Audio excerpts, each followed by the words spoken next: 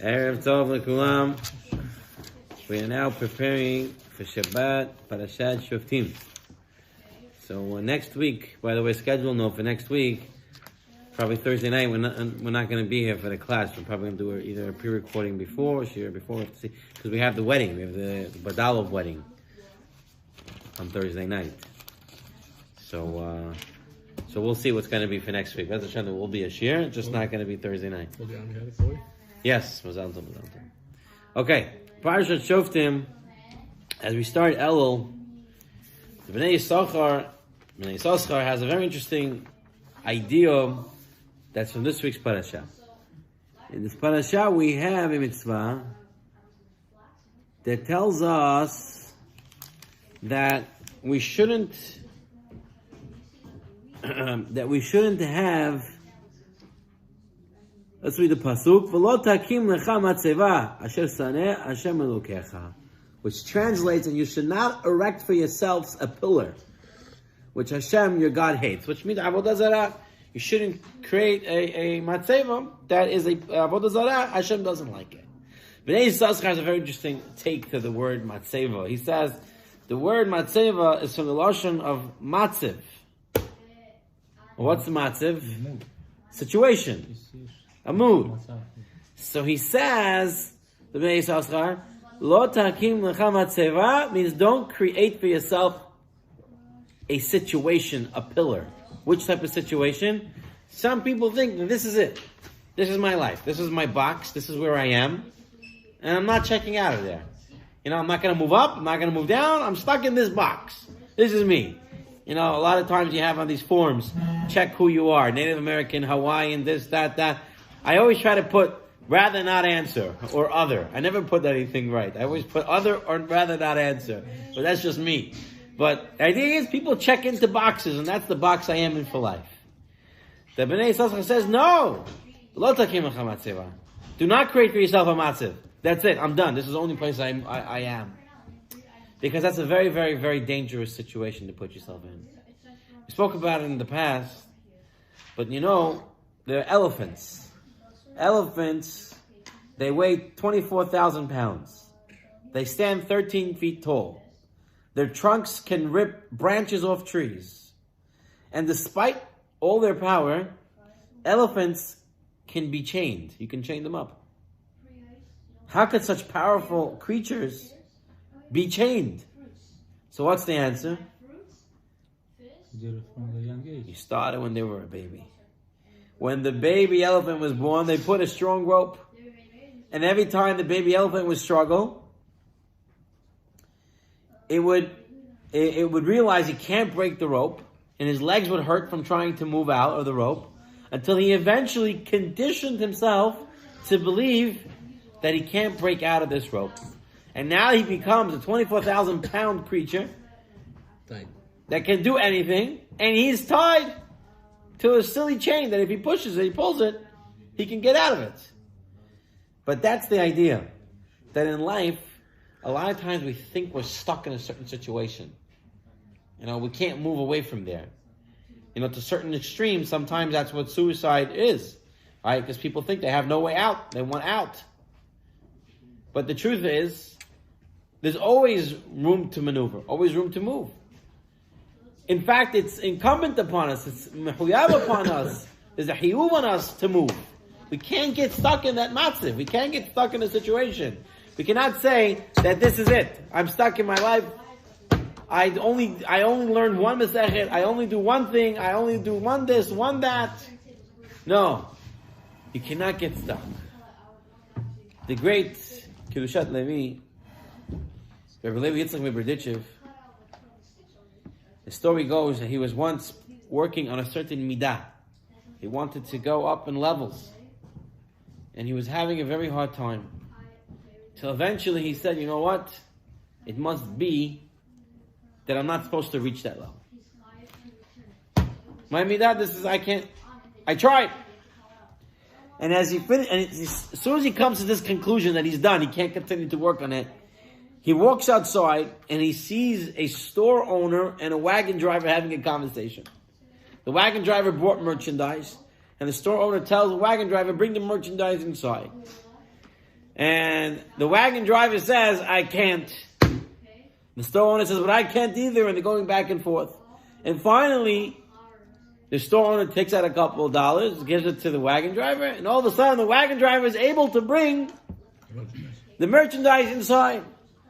So obviously, if Hashem shows you something, He shows you something for a reason. He says, you see over here, this guy said he can't do it. But then he was given a few dollars, and he was able to do it. He says that's the truth with everyone. We think we're stuck in a certain place. We think we can't do more. We only have to do the, But if we realize that we could do it, I can't is just because we're stuck there. We just think we can't move out. But if you realize you really could do it, for a little incentive, a little money, all of a sudden, you can see it with your children all the time. You promise them a little bit of this, a little bit of that. All of a sudden, the kid who couldn't sit straight for 2 minutes, he's sitting straight for a whole hour, right? Because he knows he has his goal there that he wants to reach. And that's the idea, Rabotai, that we really also are able to get out of this rut, so to speak, that we're in, the situation that we're in, and move out of there. Right? There's a famous story from the Alter Misabotka. The Alter Misabotka was once, as a youth, he was in the marketplace, and he saw that there was this two merchants. They got into a fight with each other, and it was a lady selling beans. She got in a fight with her neighbor that was selling something else, and she started screaming and yelling at the neighbor. And then all of a sudden, a customer comes up to the booth, and what happens? She's all smiles. Yes, how can I help? Customer buys for a few pennies, and yet her whole demeanor changes. Same thing. Person thinks he's stuck, he's angry, he's this, he's that. He can't get out of it. I'm always an angry person. I'm always a nervous person. I'm always a stingy person. I'm always a miserly person. Right? Someone thinks he's like that. Truth is, with the right incentive, you can make all the changes. So what's our incentive? What's our incentive to make a change? No, Rabotai. What's our incentive to make a change? What was his incentive? To change his midah? Or 1 year of life to do mitzvot. Okay, we're also saying good. We want another year of life, so we have to do something to get it. The incentive should be, and so to speak, another understanding is that we have to remember not to sell ourselves short. Okay? The only reason why we feel we're stuck in certain situations is because sometimes we don't feel ourselves. We're like this elephant. We think we're chained. We don't realize that we have a chelik of Hashem inside of us. Right? If we have this portion of Hashem inside us, this neshama, that is boundless, it cannot be put into a boundary. Its ability is to shine. You can have Rabbi Akiva, he knows nothing, he knows everything. That's the examples of what neshama can do. Right? Even the Eved of Avraham Avinu, Eliezer, he was considered arur, cursed, but he became in the end, Baruch, he became blessed. He changed from curse to blessing. How? Because he could. You just need to want to. You just have to want to. You just have to try. And if there's a will, there's a way. We can't get stuck. You cannot build for yourself a situation and stay in that situation. We cannot do that. That is the Bnei Yisachar on that part of the pasuk. Actually, we brought a story from the Kedushat Levi, from Rabbi Levi Yitzchak Berditchev. The Kedushat Levi has another understanding of this pasuk. V'lo takim lecha matzeva. So, Rabbi Yisachar took the word matzeva and said it's matzav, the matzav. The Kedushat Levi, he takes the word lecha, and he says, what is lecha? You. What does that mean? He says, on Yom Tov, Chol Hamoed, we say, Chatzi LaHashem, LaChatzi Lachem. Half of the day, so to speak, you go on your trip, and half the day you're studying the Beit Midrash. So he says, the Lecha in this pasuk is talking about the Lachem, your portion. And what it's saying in the pasuk, Velo takim lecha matzeva. Don't make your olam hazeh a matzeva. Don't make your olam hazeh an avodah zarah. Don't make your physical sustenance, your physical being, your gashmiut, don't make that your avodah zarah. Why? Because today, especially in the Western world, we have what's called the pursuit of happiness. Everybody is looking to be happy. Everyone is looking to kaifavat. Kaifuim, everybody wants to enjoy. And so, we make our physical world an avodah zarah. I was reading in an article, maybe a year ago, maybe 2 years ago, during the COVID, that the backyards became a status symbol. Backyards became a symbol of your wealth. Because during COVID, you couldn't go anywhere, right? So you had your backyards. So those who had money had a nice yard, and they put paver stones, and they got a nice grill, an outdoor kitchen, they got a fireplace, they have a pool, right? That was a symbol status, but that's the idea. You now made your physicality an avodah zarah. You're stressing too much on it. Here in the Pinim al Torah, he wants to say the reason why people do this is they're confusing. They're confusing happiness with fun. Right? Fun and happiness seem to be going together. Says Rav Sheinbaum, Pinim al Torah, that's not true. Fun is something that you get excited about the moments that you're doing this activity. And when you're done that activity, the fun is gone. It's temporary happiness.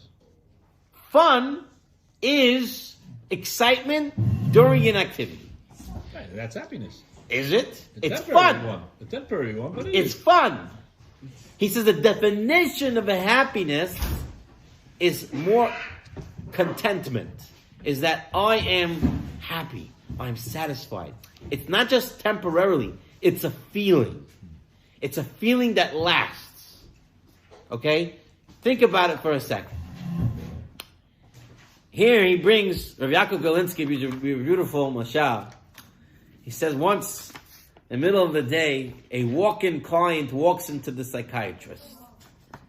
And he tells the psychiatrist, I'm very depressed. I'm thinking of committing suicide. I'm very, very depressed. So they start talking, and the psychiatrist says, hey, this is a big case. This is something I got to work on. It's going to take a year, but we have to start today, but every day. And the guy says, I don't have time. I really need something right now to get me back, because I'm really contemplating suicide. So the psychiatrist said, you know what? I think I have just the thing. Across the street, there's a big theater. And now there is a comedian who came from out of state, and he's having shows, and he's hilarious. I went myself. He's so funny. You know what? If you go there and you listen to him and you laugh a lot, you have fun, it's going to start getting you back to the right parts. And this man said to the psychiatrist, you're killing me even more now. He says, why? He says, I am the comedian from across the street. He's a comedian. You know, and it's not a joke.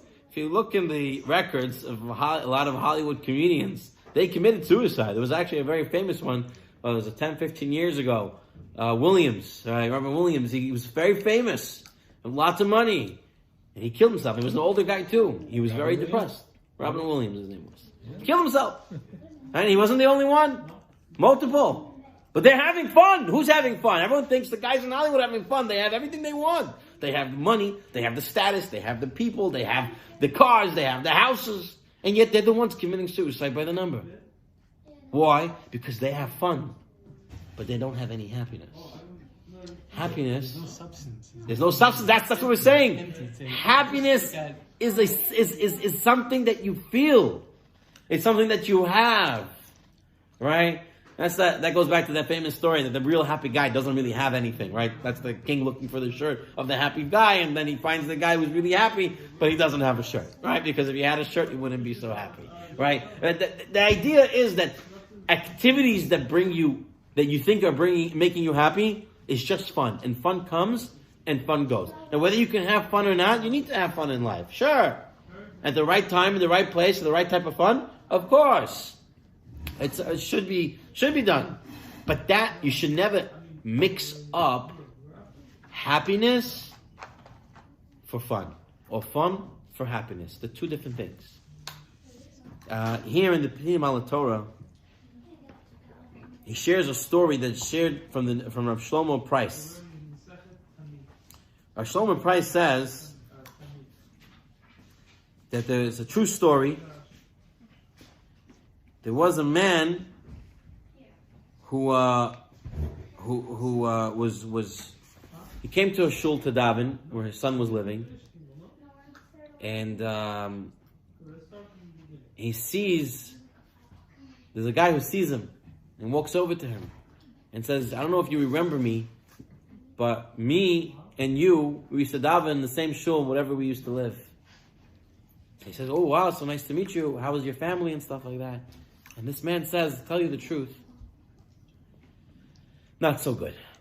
He says, "My son, who he was, we had a little difficulty, raising him up, but eventually he went to work, and he was working at a hospital, and he met a Christian girl, and he really came to like her, and eventually she made him reject all of Torah. He converted to Christianity, and he became a priest for the Christians." And the other man who hears this says, "I'm so sorry to hear this." He says, "But I just, what's bothering me," this man, the first man says, whose son happened to, he says, "I don't understand. Me and you, we raised on the same block, in the same shul. My kid and your kid went to the same yeshiva. Your kid, he's Shomer Torah and Mitzvot. And my child, he became a priest for the Christians. How can this be?" So, this man said, "I really don't have the answer. I don't think anyone can have the answer." But he says, "B'derech klal, I once heard from my Rav like this. He says there are two ways to serve Hashem.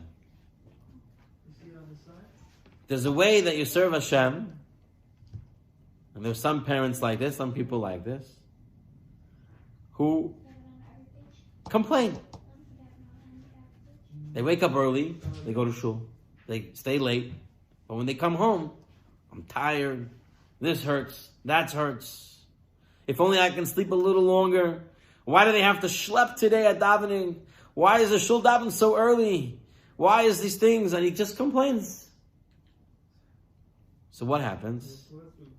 The child hears these complaints and says, he says, "Daddy, why are you doing this if you don't like it?" He says, "Hashem said so. I have to do it. So what does the kid think? The kid says, "Okay, my dad has to do it because Hashem told him, but I'm not going to do it. I don't want to come home complaining every day." And then there's a second group of parents. Those are the parents who come home and they're excited. "Ooh, Shabbos is coming. Let's go. Sukkot is coming. We got to wrap the lulav. We have to put the Yadasim and Aravot together. Let's do it. We got to do it. Oh, wow." And there's excitement in the air. There's a preparation in the air. It's not complaint mode, but rather it's happy to do.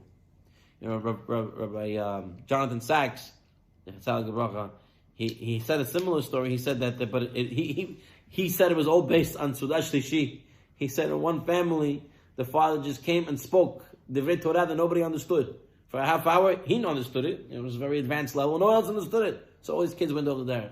The other family, the guy wasn't a Talmud Chacham, so he came home and he sang songs. Kiesh Mer Shabbat. He gave excitement, and the kids liked it. They're all Shomer Torah Mitzvot. There has to be an excitement for the kids. It has to be there with happiness. It has to be contentment. If you're not going to, nobody wants, especially in today's Western society, it's all about pursuit of happiness. Everyone wants to be happy. You need to have that happiness there, but true happiness is contentment in the situation that I am. And so complaints are never helpful. Then if you want to complain, that's your That's your private time. You can talk to Hashem and tell him I have this and this issues and help me with this and that. If a person really understands what Hashem gives him, he'll be like Rav Zusha, who had nothing, and he said that Hashem must have given me exactly what I needed with nothing. Right? They came to him and said, "How do you live such a bitter life? How did you live?" He said, "Me? Bitter life? What do you mean? I have everything I need." And he started dancing. He gave all these stories of Rav Zusha. But that's the idea. We have to be happy. We have to show our happiness. And if a person right now is not at that level, he doesn't realize that Torah and Mitzvot is happy for him, well, there's a lot of things in life that we don't realize right now, but we know this is the truth, right? We know gravity exists. No one can show me, no one can explain it to me, but gravity exists. Well, guess what? In that same hope, in that same way, the happiness is in living a religious life, living a life of Torah and Mitzvot, true Torah and Mitzvot. Okay? And this is the idea that says the Kedushat Levi that you cannot make don't make for yourself your olam haba, your olam hazeh. Don't make your olam hazeh, your physical, your gashmiut, a matzeva. Don't make that an avodah zarah. Don't pursue the excitements and luxuries, because that's not going to bring you happiness. All right. For our third and final lesson on this week's Parashat, it's a two-parter, and it's based.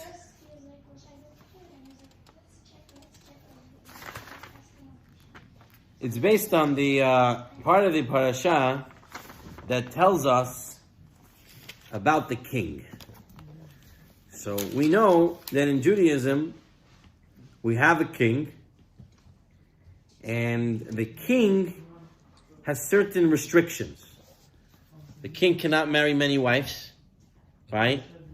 And although King Solomon thought that he would be allowed to, he realized that that was an error. King can't get many horses. We don't want to go back to Mitzrayim. The king needs to have how many Sefer Torot? He has to have two. Two Sefer Torahs on hand all the time. And the Pasuk says, why?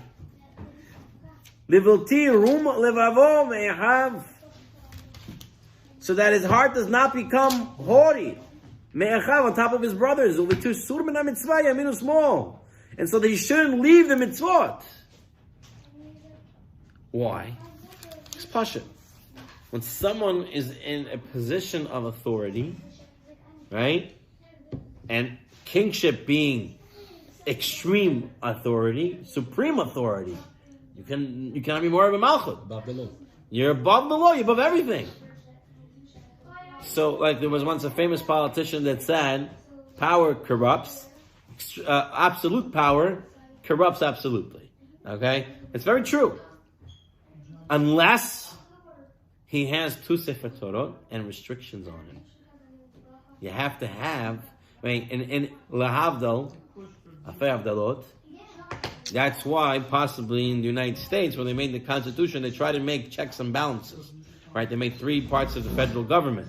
This way, there should be no one authority that ever becomes a supreme power and takes over everything. It was a way to prevent this from happening. But that's an idea, okay, for many separations. But that's the idea here. The idea here is there has to be restrictions on the king that you can't do everything. And in fact, you have a Sefer Torah with you at all times. Two of them. Why? Why two Sefer Torah? Why a Sefer Torah has to be with him all the time? Why can't they have a Navi walk into him once a week and give him a shiur? Why can't they have the rabbi show up, talk to him every other day? Why has to have a Sefer Torah on hand all the time? There is a true story that happened to Rav Yosef Posner. He was the son-in-law of the Noda B'Yehuda. He was a big Talmid Chacham, and he was a very sought-after speaker.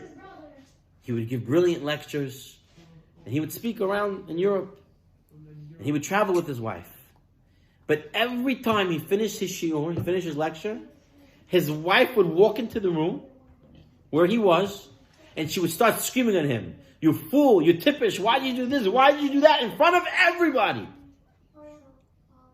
Every single time he spoke in public, she came and she started to embarrass him.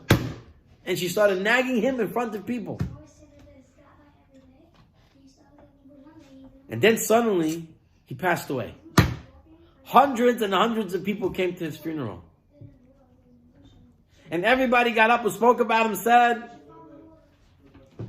that he was the greatest, and he had a difficult life. Obviously, his wife was very difficult. But he was a great man. And after all the Hispadim, his wife comes in front of the coffin. And everybody's about to pull her back. She's going to start screaming at her dead husband now. Right? Just screaming at him when he's alive. Just screaming at him now. They try to stop her. She says, please, you have to let me speak. So finally, they said, okay. And she starts to cry. And she says, all these years, she's talking to the mit. She says, all these years, I fulfilled my duties as a loyal wife who listens to the wishes of her husband. And due to my loyalty and respect for your greatness, she says, I did what you asked of me. Even it was so hard. Now I can finally tell you the truth. People came closer to listen. And she says, despite how difficult it was for me, I kept the promise and commitment you asked me to do. That anytime someone gave you kavod, that I should come and start to embarrass you and belittle you. And so that the kavod would not get to your head. I kept that promise to you. But now I can finally say in front of the people the truth. That I really loved you and I really respected you. We have to go into the mindset of Rav Yosef Posner, Zecher Tzadik L'Bracha. Why did he have his wife do this to him? His wife. So they want to say over here that a wife is the other half of the person. Someone who's always there. He needed someone who's closest to him to always give him a reality check. To make sure he doesn't go out. So they say based on this, perhaps that's why the king needs 2 Sefer Torah. He needs 2 Sefer Torahs. Why? So it should always be around him at all times. Not just I'm going to look at it once a week. I'm not going to just listen to the rabbi once a week or I'll learn it once a time. No, it's got to be physically with you all the time. So any move you do, you're thinking, am I doing it right, doing it wrong? That's what has to be on the king's mind at all times. That has to be in everybody's mind. Are we following in the path of the Torah? Are we doing what we're supposed to be doing? Who is checking and balancing us? By the way, we spoke about this. Chaim Shmulevitz says, Chaim Shmulevitz in the Sichat Musar says that every man's wife, Hashem has blessed them with a special ability to reality check their husband, and to make sure he's doing right. And she's the only one who can sniff out his problems. It's a special trait that she has. And if she doesn't do that job, she gets punished for it. So it's obviously the job has to be done correctly. You can't have them running like crazy now and saying, I have a job, but it has to be done by chachma. Right? That's why they say women. Yeah. That's why they say women have bina. They have deep understanding. The deep understanding is for them to know how to bring it out. Because anytime you tell somebody you're this, and you tell them over and over again, no one's going to want to listen to you. No one's ever going to change anything about it. It has to be done with the woman, with a feminine trait of love and cherish and niceness and nurturing. And that brings the real change. But they have that ability and they have that responsibility. And that's perhaps why Rabbi Yosef Posner insisted that his wife always embarrass him as soon as kavod starts to come his way. To end off on this idea over here, it says in the Pasuk, talking about the king, it says, V'hayita imo, the Sefer Torah has to be with him, V'kara vo, kol yemei hayav. And he has to read it all the days of his life. Just like his wife is going to be with him all the days of his life, right? The Sefer Torah has to be with him all the days of his wife. But I heard another interesting pshat. They say, what does it mean? V'kara bo kol yemei hayav. V'kara bo kol yemei hayav. He should read in it all the days of his life.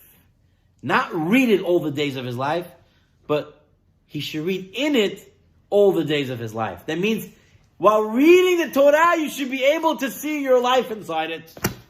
If you're following the Torah, you should be able to see your life in the pages of the Torah. Why am I behaving this way? Because the Torah says this. Why am I doing this? Because the Torah says that. When you have deep understanding to what the Torah means, then you can be able to change your life to that path. V'kara bo kol yemei hayav. You read all the days of your life in the Torah.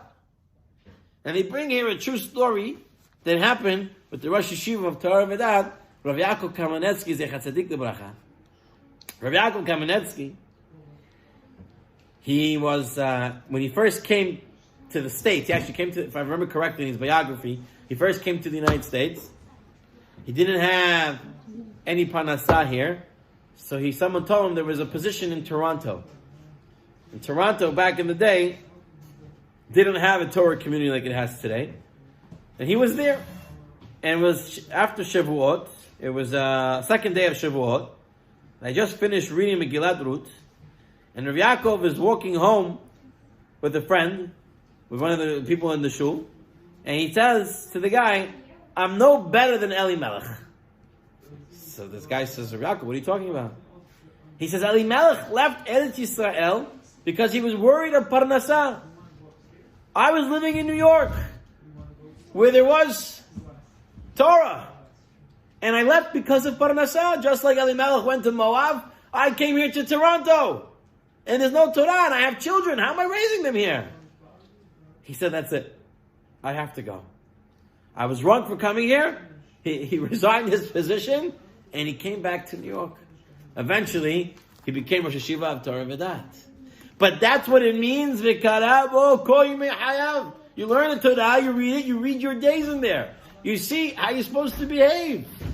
And you have to take it to heart, and you have to do it. But Abraham was instructed. There was no food around. He had to go. Right? But he could survive in New York. He just wouldn't have that much leisure. Right? It's like he didn't have the Torah at the time. All right, those who didn't have the Torah was Avram. Right. It's a whole other issue. Okay, so Rabotai, to quickly review the lessons that we learned today. First lesson was and the stress was on matzeva being matzev, being the situation. Don't create a situation that you think you're stuck in and you can't move out. The truth is, we're very strong, stronger than those elephants, because we have a neshama from Hashem, which can soar to the skies, and we can reach as far as we want to, as long as we have the right incentive, knowing that we're the children of Hashem. The second lesson that we looked at was and don't erect yourselves a statue. Don't make your pleasures in this world the primary in the world. They're not going to bring you happiness. It might give you some fun. Fun is okay if it's in a good path, a kosher way. But it shouldn't be what we're stressing all the time. And the true happiness comes from contentment, coming from being happy, from doing Torah mitzvot in a happy way. And if you're not there at this moment, you don't feel happy to Torah mitzvot this way, you will, as long as you want to, and you start putting it into it, you start learning, you start understanding, the happiness will come. Guaranteed. I've never met somebody who's true learning and praying and doing things who doesn't feel happiness. You won't have other happiness. You can go and eat your pizza and your steak and everything else, and then afterwards it's all gone. Then it's not going to be there. But Torah, you're going to come home and you're going to say, wow. Yeah. And the deep insights and the way of the thought process changes and everything, the whole person changes. That's true happiness. And our third lesson, which was really two, we had the king had to have the Sefer Torah with him at all times, because at all times we need direction. And that's why they say a man without a spouse is not complete, because he cannot have complete directions in life without a spouse, without the wife. Therefore, you have to get married younger, right? To those who are not married yet, you have to get married younger. And this way you can have a wife earlier who can put you on the right direction. Obviously, you cannot be a complete... I don't want anyone to get the wrong idea. You cannot be completely off and say, I'm going to get married and everything's going to be okay. You also have to start working on the right path. So then together, you become shalem. You become full and complete. And the second part of that lesson was that our lives are already written in the Torah. The way to live, how to live. It's all written in there. We have to read it, and we have to live it. It's a living Torah. Right? Rabbi Aryeh Kaplan has this book, The Living Torah, right? Because it's Hayim. It's those who hold it, it's the whole life in there. It's a living Torah, right? The Gemara says, the fools who stand up for a Sefer Torah, but they don't stand up for Talmidei Chachamim. Because why? Because they're the living Torah. They're actually reading it and doing it. And you can just look at them. And you can read the stories of them, the biographies, and you'll see the greatness of Talmidei Chacham and see how to live our lives. And just mentioning biographies, if anyone wants to take my advice, they have very nice biographies from a lot of different companies. But some of the crucial ones, in my opinion, to learn would be first, the more exciting ones would be Rav Pam, Rav Yaakov Kamenetsky. Also very, very deep. So much lessons you're going to learn on how to be a better person. But more so how to deal with Judaism and times that we're in would be Rav Shamshon Raphael Hirsch. And obviously, you can't really get away without reading Maran Rishon Tzion, his biographies, because a lot of our lives is based on Rav Yosef's life and the way he passed down the halacha and the Mitzvah and everything like that. The Ben Ish Chai, they have a beautiful one in English. There's so many. Rabbi Chanan Wasserman, if you can get a hands on that. Also, there's so much out there, and it's exciting. They write them very nicely, and really will change your mindset of how to live like a Jew. And you'll see how these Gedolim live, these great individuals live. People in our generation right before, and it'll just give you such insight that you can't think and live the way you lived before. It's going to have to change. Your mindset is going to change. Rav Yaakov Galinsky, that's an exciting one too. They have it in English also. That's a very exciting one too. It's just, he has stories and it's amazing. And Be'ez Hashem, this is the Chodesh Elul. This is the time that we need to change. We need to go through the process. And one of the best things to do, right? You can learn Sharei Tshuva. You can learn all these Musar Sfarim. They're great, and you should. And we have to. But another way to reach that is by reading stories. By reading stories of our Talmidei Chachamim, seeing how they live, and aspire to that, and to know that we can do it too. They were just like us, right? But they worked on themselves. The Chafetz Chaim says they worked and they tried and they did it. As Hashem, we should be zeicha to achieve greatness, because we are great. Don't sell ourselves short, and we should be zocheh. Tonight being the first of Elul, right? The first of Elul. So, Hashem, we should be zocheh to a great Elul Rahamim, is that Hashem, a merciful Elul, and we should be zocheh to the Yom Hadin that it comes out. We know Hashem is judging us, so we have nothing to be worried about, but we have to have emunah b'tachon HaKadosh Baruch Hu. And this way, we'll be zocheh to Gul Shlema, Meher B'Yameinu, Amen. Shabbat Shalom, Lekulam.